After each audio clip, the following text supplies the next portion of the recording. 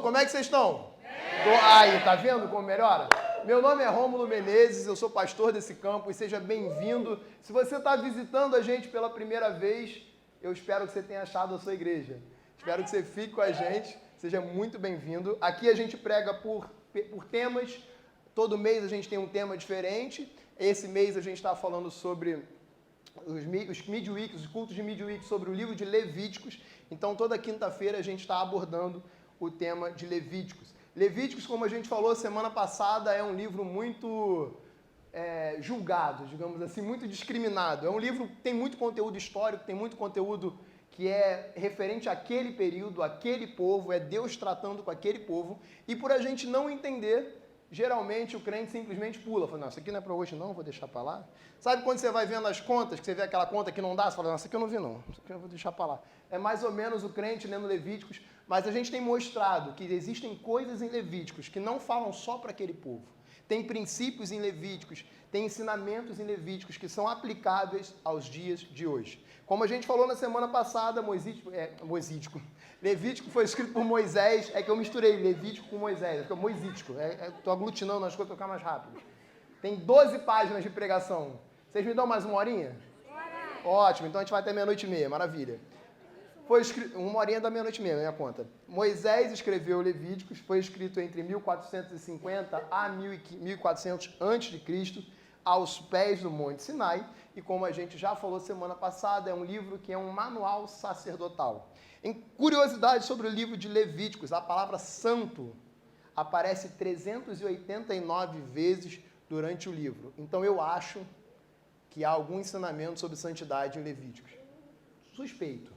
Capítulo 8 ao 10, que é o que a gente vai falar hoje, aborda a parte do sacerdócio, as leis referentes ao sacerdócio ou ao mediador. A gente vai conversar sobre isso.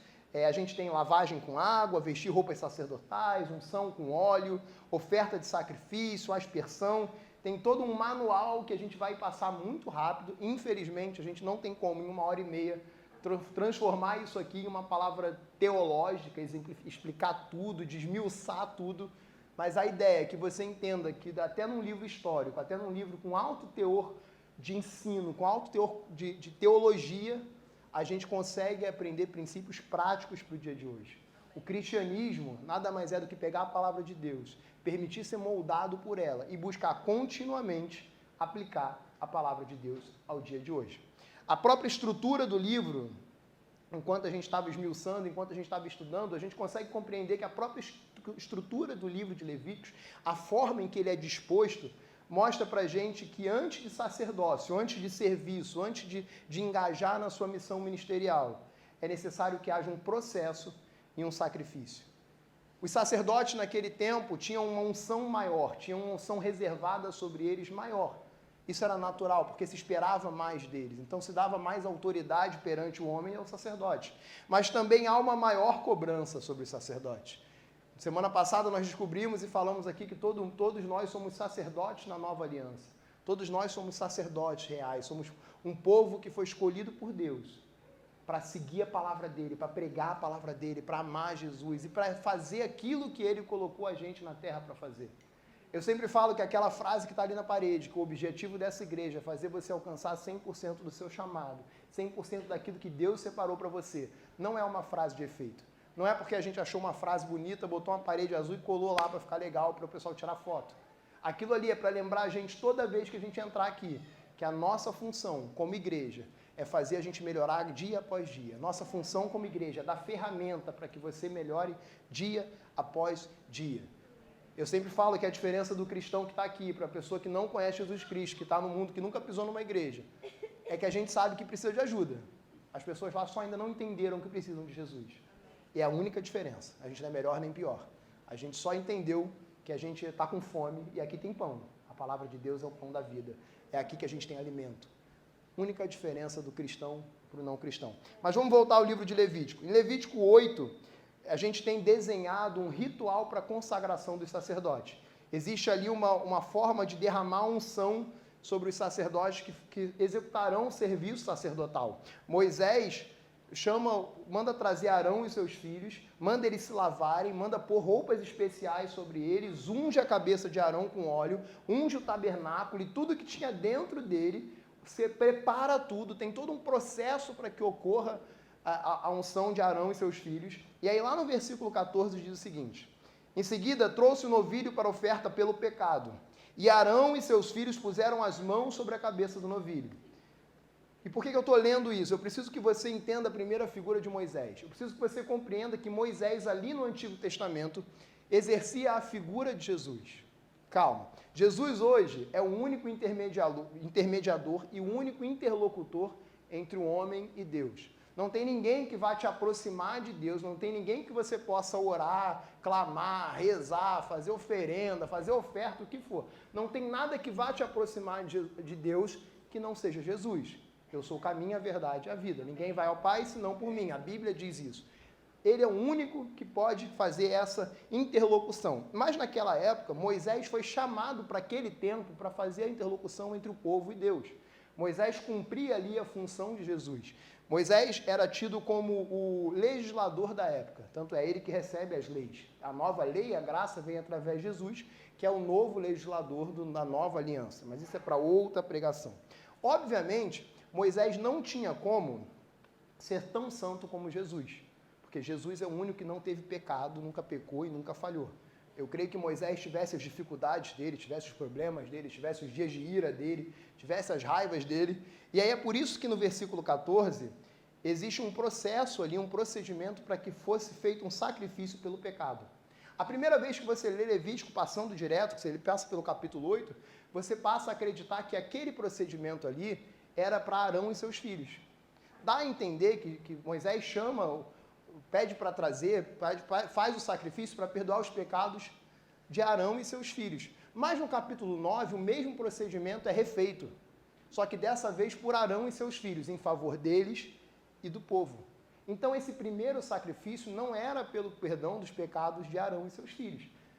A Bíblia não especifica que era pelos pecados de Moisés, mas fala que o sacrifício é feito, a oferta pelo pecado. Eu creio, na minha concepção, que Moisés estava fazendo o seguinte: vamos acertar as contas. Isso aqui não pode continuar enquanto não tiver certeza que está todo mundo com a vida arrumada, inclusive eu. E a nossa vida é assim. Às vezes a gente quer dar um passo maior, a gente quer fazer algo novo, a gente quer avançar um pouco mais, mas a nossa vida não está completamente arrumada. E olha, eu não sei você, mas eu não tenho a ousadia de me comparar com Moisés. Eu não tenho a ousadia de falar assim: não, eu sou muito parecido com Moisés. Moisés e eu, Moisés aqui, eu um pouquinho para cima assim, Jesus está um pouquinho para frente. Eu não tenho essa ousadia.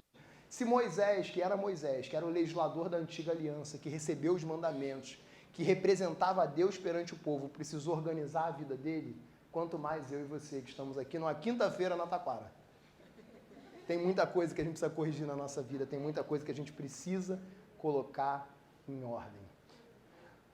Moisés não podia ser tão santo como Jesus, mas cabia a ele exercer seu chamado com justiça e santidade. É por isso que ele começa esse processo, é por isso que ele executa esse processo. E esse processo era longo. Durante o capítulo 8, a gente tem toda uma tramitação desse processo, parte a parte, várias especificações, faz isso, faz aquilo. E no finalzinho do capítulo, uma observação que eu não fiz no início. A gente vai ler muita coisa hoje, então eu vou acelerar um pouquinho, tá? Amém? Imagina que o áudio está no 2x. Se você não entendeu, eu explico lá fora, não tem problema. Levítico 8, 31 a 35 diz o seguinte: Moisés então disse a Arão e seus filhos: cozinhem a carne na entrada da tenda do encontro, onde deverão comer o pão do cesto das ofertas de ordenação, conforme me foi ordenado. Arão e seus filhos deverão comê-la e depois queimem o restante da carne e do pão. Não saiam da entrada do encontro por 7 dias, até que se completem os dias da ordenação de vocês, pois essa cerimônia de ordenação durará 7 dias. O que se fez hoje já foi ordenado pelo Senhor para fazer propiciação por vocês. Vocês terão que permanecer dia e noite à entrada da tenda do encontro por 7 dias e obedecer às exigências do Senhor, para que não morram, pois isso me foi ordenado. Antes da gente continuar, alguém aqui, o chefe já chegou no final do expediente e falou assim: olha, preciso que você fique mais 15 minutinhos? Levanta a mão aí quem já passou por isso. Vamos esticar um pouquinho mais. Quem o chefe falou assim, meia horinha só? Então, deu problema, vocês vão ter que ficar mais 1 hora comigo aqui. Então, deu um problema muito grande. 2 horinhas. É bom? Você ficou feliz? Você quis matar seu chefe? Não responde não, pelo amor de Deus, calma. Imagina ficar 7 dias na porta de um lugar, sem poder sair, sem poder ir para lugar nenhum, plantado lá, aguardando conforme te for ordenado. É um exercício de obediência muito grande, não é? Mas por que eu estou te contando tudo isso? Porque Levítico, no versículo 36, no mesmo capítulo, diz o seguinte: Arão e seus filhos fizeram tudo o que o Senhor tinha ordenado por meio de Moisés. Sacerdócio precede obediência. Você não pode exercer o seu chamado se você não for obediente. Se você não tiver certeza que você está resguardado pela obediência. Primeiro ponto da noite de hoje. Você é tão forte quanto é obediente. Lucas 6, versículo 46 ao 49 diz o seguinte: Por que vocês me chamam Senhor, Senhor, e não fazem o que eu digo? Eu lhes mostrarei a que se compara aquele que vem a mim, ouve as minhas palavras e as pratica. É como um homem que, ao construir uma casa, cavou fundo e colocou os alicerces na rocha. Quando veio a inundação, a torrente, deu contra aquela casa, mas não a conseguiu abalar, porque estava bem construída. Mas aquele que ouve as minhas palavras e não as pratica, ou aquele que ouve as minhas palavras e não obedece, é como um homem que construiu uma casa sobre o chão sem alicerces. No momento em que a torrente deu contra aquela casa, ela caiu e a sua destruição foi completa. Por que eu estou dizendo que a gente é tão forte quanto a gente é obediente? Eu já contei aqui algumas vezes que a gente foi implantar Campo Grande, a gente foi para lá e a gente se mudou para lá. Eu tinha uma casa lá em Guaratiba, a gente morou lá durante o período ali da implantação. Só que a minha vida financeira não estava tão confortável. A gente tinha acabado de casar, pagou todo o casamento, pagou um monte de coisa. O pastor Felipe virou para mim e falou assim: Rômulo, preciso que você volte para o Recreio. E eu pensei 1 milhão de vezes. E quem me convenceu foram 2 pessoas. A primeira foi o Espírito Santo e a segunda foi um negócio chamado Espírito Esposa. Não sei se você conhece. Quando você não faz uma coisa que ela quer, ela fica te perturbando até que você faça. Então, geralmente, a gente cede pelo Espírito Santo e pela esposa. Não, tá bom, então vou fazer, vai dar prejuízo, mas eu vou fazer. Mas por que eu estou te contando isso? Quando ele falou, volta para o Recreio, eu comecei a fazer conta. Eu morava a 5 minutos da igreja. Se eu precisasse ir a pé para a igreja, eu ia felizão, cantando na beira da estrada de terra, ia felizão, chegando na igreja, não gastava nada de combustível, não gastava nada de transporte. Era muito cômodo para mim ficar perto da igreja que eu frequento. Aqueles membros mais assíduos, vêm aqui na igreja 3 ou 4 vezes por semana, no máximo. Tem culto domingo, culto quinta 2, bota um GT, se ele for do louvor, ele vem no ensaio, 4. Acabou. Só que a gente que é muito envolvido, a gente vem aqui sempre. Então eu ia na igreja 5, 6 vezes por semana, às vezes 2 vezes por dia. Eu comecei a fazer conta, caramba, eu vou sair do Magarça para o Recreio. Magarça é longe de tudo, de todos, escondido de qualquer um. 32 km de distância, ida e volta são quase 70 km de distância, 64. Aí combustível, a gasolina, o meu carro bebe que nem um pinguço, faz 8 por litro. Eu comecei a fazer conta e falei assim, não vai dar, porque a situação está muito apertada. E aí, graças a Deus, o Espírito Santo e o Espírito Esposa me convenceram a ir. Eu fui para o Recreio e eu posso te garantir uma coisa, durante um período em que a gente fez essa mudança, as finanças que já não estavam fáceis ficaram piores ainda. Mas lembra que eu te falei que você é tão forte quanto você é obediente? Veio a torrente, veio a inundação e nem eu nem minha casa fomos abalados. Não só o Senhor supriu toda a necessidade que a gente tinha, todos os custos que a gente tinha diários, todos os custos que a gente tinha mensais, como a minha renda pessoal quadriplicou. Eu nunca ganhei tão bem quanto eu ganhei no período em que eu resolvi obedecer a Deus. Eu nunca tive tão bem financeiramente quando o período que eu resolvi fazer uma loucura, que era dobrar o meu custo de transporte, meu custo de deslocamento, meu custo de vida, para ir fazer a obra que o Senhor mandou fazer em outro bairro. Parece loucura, parece normal quando você está bem financeiramente, mas quando você está apertado, quando você está fazendo o sorteio das contas, alguém já fez sorteio de conta? Vocês sabem como é que funciona? Vou ensinar vocês. Você pega todas as contas, bota na cama, aí você junta e você joga pra cima, que nem a Xuxa fazia. Aí você pega, pá, light, paga.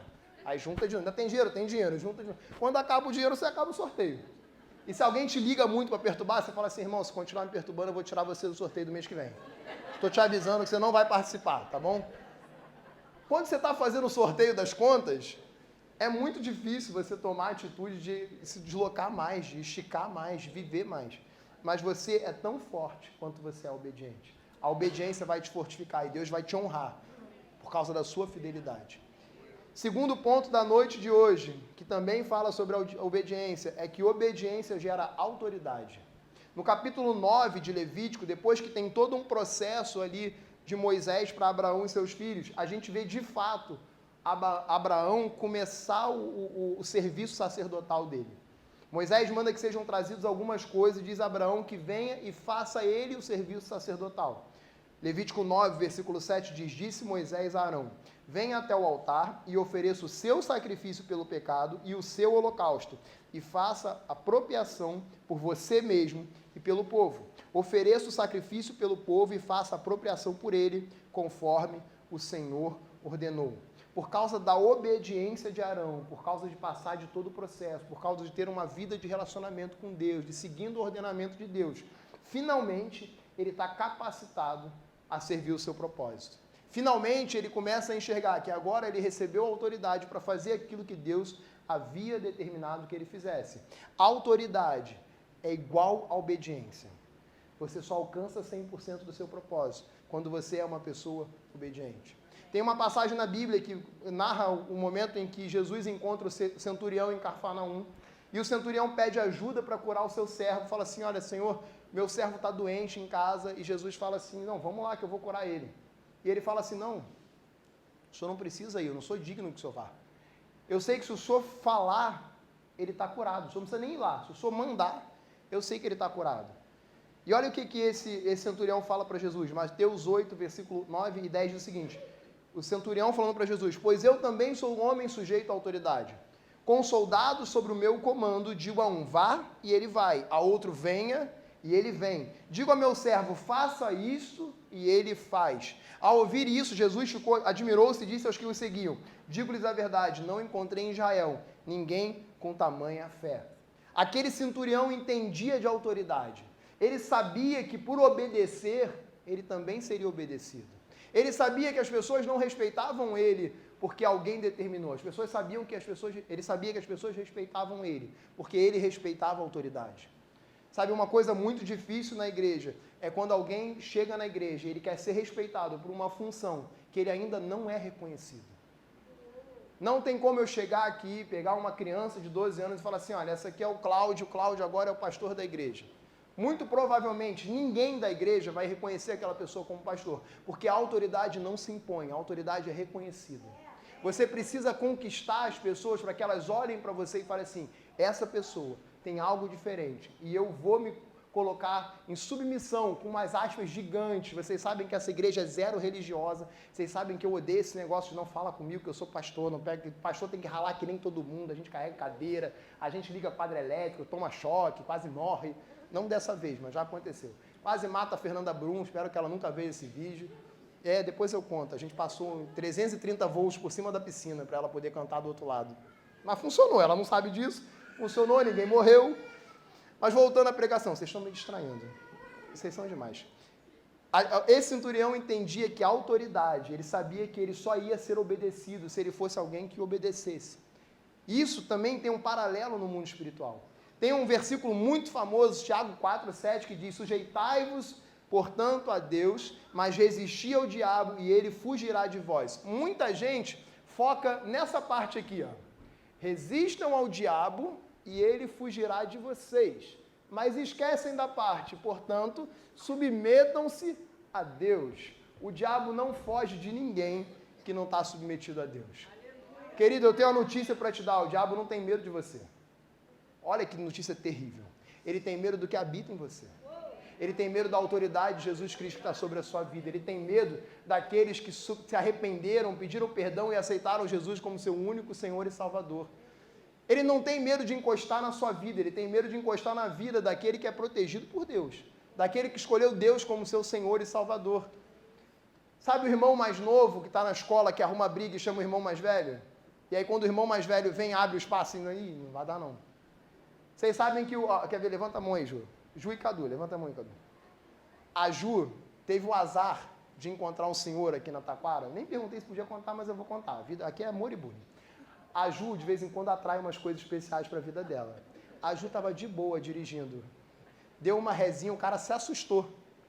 Tá tentando me matar! E deu um chute na tampa do mala do carro dela, fez um amassado. Ela me ligou. Pastor, não, aí o Cadu me ligou. Pastor, você tá em casa? Foi na rua da minha casa. Eu falei, não tô, cara, tô. Acho que eu tava na Barra. O cara bateu na Juliana, eu tô indo pra lá. E desligou. Aí eu falei, vem cá, Cadu. Dá uma subidinha aqui, por favor, gentileza. Esse aqui é o Cadu. Esse cara me ligou, do jeito que eu falei, falou, eu tô indo pra lá. Desce. Aí eu falei, pronto, agora além de resolver o problema do amassado no carro da Juliana, eu vou ter que tirar o Cadu da cadeia. Quando o Cadu chegou lá, o cara tava aqui. Bati mesmo. Eu bati, fui eu, não sei o quê, pode filmar. Vou chutar de novo, não sei o quê, é isso mesmo. Aí o Cadu chegou, o cara... Acidente, né, amigo? Acontece. Morreu. Acabou. É mais ou menos isso. O diabo vem tocar na tua vida e fala assim, não tá sozinho mais não. Poxa, estava sozinho aqui, estava amolando o tridente no chão, agora está com Deus. Agora ele frequenta uma igreja, agora tem gente que vai dividir oração com ele, agora tem para onde ele correr quando a coisa fica ruim. Você entendeu a diferença? O diabo não tem medo de você, querido. Ele tem medo de onde você está firmado. Sobre aonde você coloca a sua rocha, é o tamanho da autoridade. Você quer ter coragem, quer ter ousadia de enfrentar o diabo? Firma a sua rocha na casa de Deus, firma a sua casa na rocha que é o Senhor. Amém? Vamos lá. Outro exemplo importante sobre isso aqui, sobre não ter autoridade quando a gente está em desobediência, eu já contei que eu tive a minha infância meio conturbada. E minha mãe um dia foi presa. Minha mãe foi presa, chegou pro delegado e falou, minha mãe é bem advogada. Liga para ela. O delegado falou, sua mãe é advogada? Bom, ligou para minha avó. Falou, tudo bom, doutora? Sua filha está presa aqui por isso, isso, isso. Resposta da vovó. Pode deixar ela presa. Obrigado. E desligou. Porque a gente não tem autoridade quando a gente é desobediente. A gente não tem proteção quando há desobediência. Óbvio que depois minha avó mandou uma colega, ela não foi, continuou não indo, tá? Mas mandou uma colega ir lá, acho que em Cabo Frio, ver o que tinha acontecido, ver o flagrante, tarará. Mas ela mesmo, isso ocorrer a filha que por desobediência foi parar na cadeia, o problema é seu, que se vire. De vez em quando eu e você somos um pouquinho desobedientes, e aí quando a coisa dá muito ruim, a gente fala, Deus, olha eu aqui de novo, saudade de você, sumido. Vim te pedir um negocinho aqui, tem como você estar resolvido na minha vida de um problema que eu arrumei, que você não mandou fazer, mas que eu fui sozinho, arrumei ele, agora alguém tem que resolver isso aqui? Às vezes a gente é assim. Existiu um processo para Moisés impor as mãos sobre Arão e seus filhos, depois existiu um processo para Arão, por ele mesmo e pelo povo, e só depois de tudo isso, depois de todo esse processo, Arão tem a ousadia de entrar na tenda do encontro. E quando tudo está certo, a gente está caminhando para o finalzinho aqui, mas quando tudo, eu estou quase terminando, e quando tudo está certo, quando há obediência, a glória de Deus se manifesta para todo mundo ver.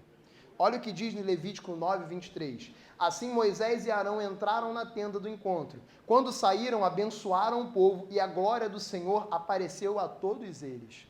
Quando a gente vive uma vida de obediência, quando a gente vive uma vida de serviço, quando a gente entende que a gente precisa ser comprometido com aquele que prometeu as coisas para a gente, a glória de Deus é manifesta na nossa vida de forma que todo mundo veja.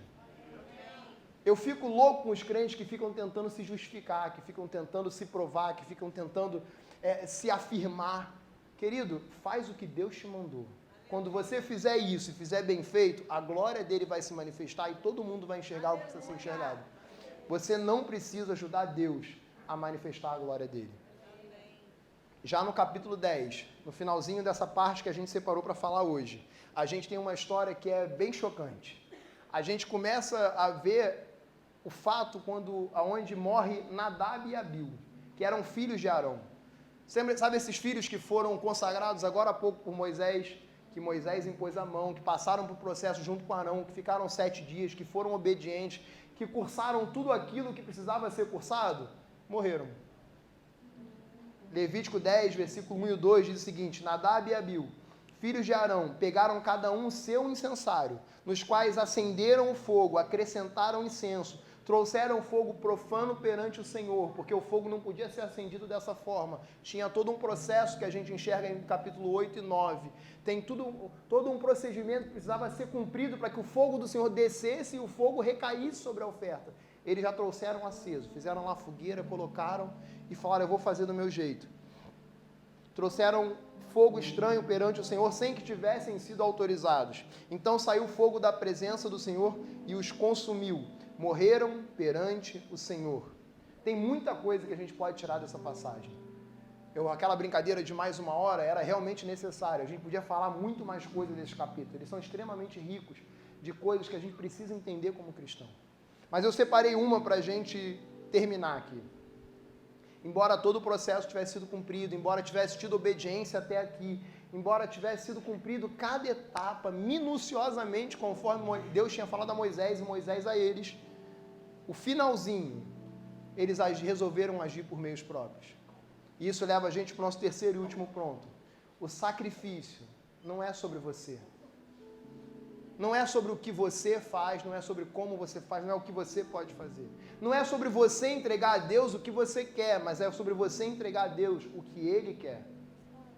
Sacrifício não é sobre o que você quer dar, não é sobre o jeito que você quer dar, no tempo em que você quer dar. Sacrifício é sobre cumprir aquilo que Deus determinou que fosse feito. E sabe, o homem, a raça humana, tem muita dificuldade em entregar o comando da sua vida para Deus. A gente vive numa geração que prega uma liberdade exacerbada, onde todo mundo é livre para fazer aquilo que quer. Outro dia eu estava conversando com um jovem, ele estava abrindo o coração dele sobre algumas dificuldades, eu lembrei de algo que eu entendi há alguns anos atrás, quando eu era recém-formado, eu estava com dificuldade financeira, eu estava começando a entender a vida adulta.